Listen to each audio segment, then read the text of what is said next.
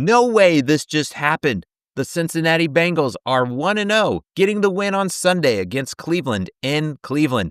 We're going to break down what unit rose to the occasion and gets the credit for getting this W that they have so desperately needing, the first win in nearly 4 years. It feels great to be a Bengals fan on Victory Sunday. Welcome to the jungle. This is Isaac Coffman with Bengals Digest. Happy to see all you Bengals fans. We are enjoying the first victory of the year to go 1-0 against the division rivals, Cleveland Browns. It was not pretty. It was far from pretty. But at the end of the day, the Bengals got the win.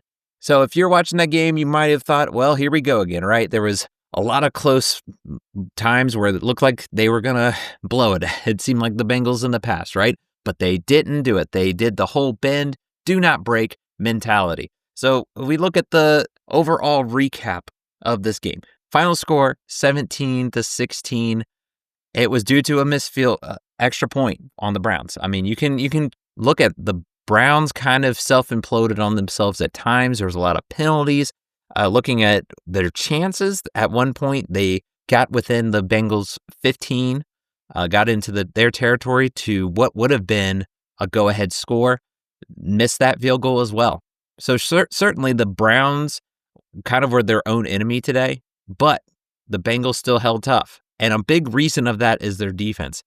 We can talk about the offense and their struggles. This is a tough defense for Cleveland. I think that if this is how it's going to be the next few games, I'll start to get worried. I'm going to hold my reservations. As shaky as that offense looked, this is a Cleveland team that is all focused on the opposite of the Bengals. The Bengals kind of are going all in on offense.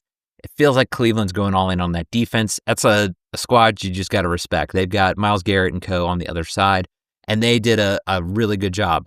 But the one that gets the credit for the Bengals is the defense.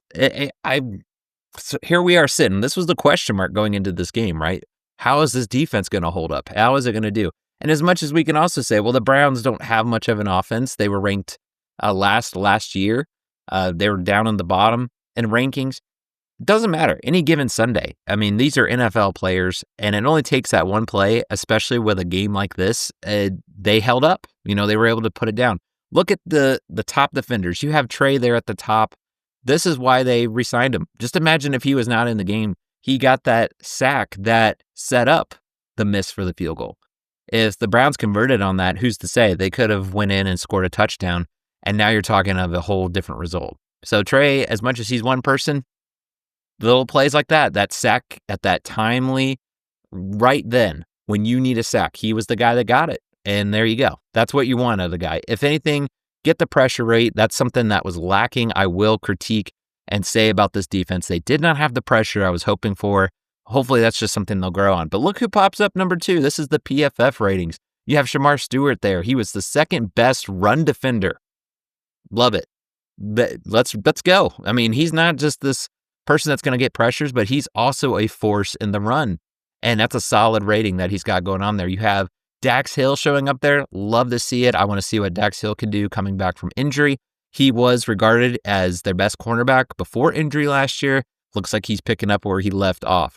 And BJ Hill and Jordan Battle. As much as Jordan Battle had some flack going on in preseason, he made some timely tackles in open space. So you hope that just continues. Ride that momentum. Keep it going. That's something that's really jumping out to me about this game is that the defense stepped up. And I don't care if it's the Browns. I don't care if it's a offense that is dead last. Go out there and stop them. It could be the number 1 offense. You got to go out there and stop them. Again, the bend, don't break mentality. If this defense can do that this year, I'm all for it. That's what they need. They don't need, again, this top 10 defense in order to win games. Games like this will come along where the offense is down, but the defense, if it can just step up and pick them up, that's huge. That's really big. So another highlight, I got this from X. It's on Paul Diener Jr. I agree with him on that. He said it was the Cincinnati defense that saves the day. It was an ugly one. I mean, you're going to take them how you can, though, right? It's at the end of the day, it's a W. But certainly, this was ugly. You look at Joe Burrow, 113 yards. Wow. Cleveland just had his number today, and let's just get real about it. Joe Burrow has not been good when it comes to start the season. It's partially why they have not started very well on the win-loss column when they're talking the first 2-3 games of the season. It's not always Joe Burrow's fault, but he's not helping. He's not one that's able to offset maybe the struggles on whatever side of the ball it is. 113 yards. I mean, I was astounded when I saw that. I was like, I cannot believe that. That's a part of the ugly. Chase Brown was really good early on. He seemed like he was hitting the holes well. Later on, Cleveland just figured him out, or whatever it was. It felt like he was slowing down. And I'm go back to with this running game, I hope it does the opposite. When you get in those really close games like this one was, if your run game can pick you up, you can run the clock out, you can keep the ball, time of possession. That's what it comes down to. And they couldn't do that today. So that's where the defense had to step up. They had to come in and kind of save the day as he brought out here, because the offense, the first half, they had their moments, but for the most part, this offense, it's got its work cut out to him. I will give a little bit of a shout out to Noah Fant. He was doing great. I love that he was the other touchdown. He was the only touchdown pass for Joe Burrow.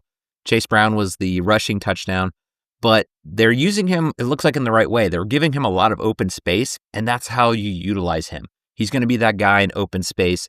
So some positives to take away, but this was ugly. I mean, if you just want to be honest, it was really that defense that came in to save the day, again, as he brought out. Now, Zach Taylor, afterward, he said that the same thing. You know, the turnover battle was the key here. It certainly was. The Browns were driving down. This would have been the game-winning drive if they could have gotten field goal range and made that field goal.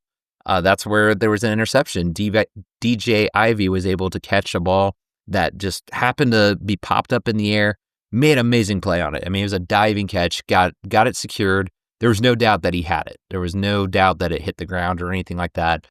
If you were watching that live, I'm sure everybody was losing it. It was just amazing to see. So that's very much what Zach Taylor was saying. They rose up to the occasion, and that turnover, the 2 turnovers, they mattered. They really did. You're talking that the Browns were probably going to score on those at the rate they were going. Again, got to go back to it, though. They did not break. They got bent a little bit. You could see they were kind of a little sketchy at times. There was a few missed tackles I was noticing here and there, but they still clamped down and they made it count. So that's something else. He was bringing out how they need to see those corrections and then move forward. It's week 1. You know, it's early in the season. You got to just see where you need to improve, and hopefully that's what it does. It just keeps improving as the year goes on. And here's something that if you're thinking, well, the defense wasn't that great. Well, here's something that I thought was very, very interesting, specifically about that run defense.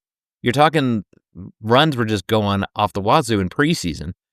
This is an interesting stat. The Browns became the second team in the last 3 years to have at least 24 carries with a longest run of 5 yards. That's awesome. That's, you know what?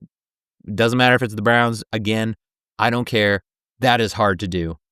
Round of applause to that run defense. That was awesome. That is really what made a difference on that defense as well, making it all in Joe Flacco's hands. That's what I was worried about, is that if they could not get a run defense, that's going to be tough. You want Joe Flacco to beat you. He's 41 years old. I mean, 40 in the, 40, 41. I can always lose track of all these older quarterbacks. You got Aaron Rodgers out there. I think that's who just turned 41. But yeah, you want him to have the ball. As much as he can beat you at times, you don't want that run game to just run all over you, literally. This is amazing to see, though. That is what you want. Going forward, make these teams one-dimensional. As much as this is a passing league, take away that running game, and what do they got? They are one-dimensional. That's actually what was happening with the Bengals in the second half. The running game just kind of fell apart, and Chase Brown was getting stuffed. So I do kind of attribute that to play calling. I will say another maybe ugly, bad thing was the play calling was a little sketchy. I think Zach Taylor is a good coach, but I do question sometimes some of those play calls. It just felt like it was telegraphed. I could tell what kind of play when it was coming down to the run. They were very conservative when they got to just wanting to run the clock out. And I get that. Yeah, run the ball, run the clock out, but don't telegraph that it's just a simple run, because up to that point, he was getting stuffed. Try something else. The play calling was just telegraphed a little too much. I didn't like also that Joe Burrow was holding on to the ball a lot later. It seemed like early on they were doing a lot of those quick passes, the quick screen ideas, and they got away from that. I don't know why they did that. It's just kind of interesting. Maybe they're trying to keep them guessing. It didn't work, though. I mean, Joe Burrow on one series gets sacked 3 straight times, and that was just nuts. I mean, credit goes to Myles Garrett. Again, he is still proving to be that record on Cincinnati. Against Cincinnati, yeah. If he didn't get the sack, he was right there. He was the one opening up the sack, getting 2 sacks on that instance, first and second down. Third down almost becomes a safety. I mean, it was just, you shook your head at it. It's just like Burrow is holding the ball way too long. So there are some things they're going to have to clean up. They're going to have to address. I hope they pick that up on the film and see that the play calling could be part of that. Guys were not executing on offense. They weren't picking up the slack, so to say, but I think some of it, I will kind of point it back to the play calling. I was hoping that they would not be so conservative. And then on the other side, don't put the ball in Joe Burrow's hands for so long. Get the ball out. You should respect this Cleveland rush and understand that in these games, you're just going to have to adapt. You're not going to take those deep shots to Chase or Higgins every single time. Some games, you just get the chains moving. That's what I'm hoping to see as this team moves forward. But again, a win is a win. You take what you can get. Encouraging to see what this defense did. I hope that's the mentality. Just bend, don't break. Get those stops when they are needed like they did today, and they should be all right.